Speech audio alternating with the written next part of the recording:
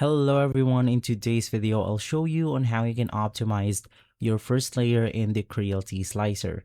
Now basically I'm going to show you the golden first layer settings.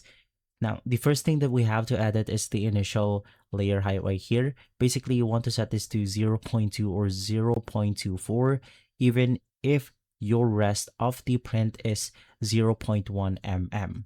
A thicker first layer helps hide small bed leveling imperfections. So in my case, I'm going to be setting this to 0.24.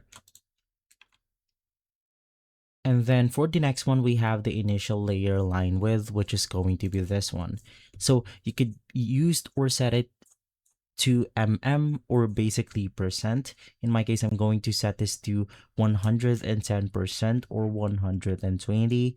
Now you could just basically test out what works best in your situation. Basically, this pushes out extra plastic to ensure that the lines bond together without gaps. And for the next one, we have the initial layer speed. So basically, you could do that by heading over to speed, and then we have the first layer speed right here. Now, in my case, I'm going to be setting this to 15 to 20 millimeters per second. Basically, we could just slow it down. Precision is more important than speed for the foundation of your print.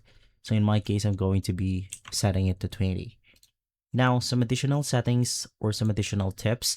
Basically, for the initial printing temperature, you want to bump this by 5 to 10 degrees Celsius higher than your normal printing temp. For the initial build plate temperature, you want to set this 5 Celsius higher. And for the regular fan speed layer, you could just set this to 2 or 3.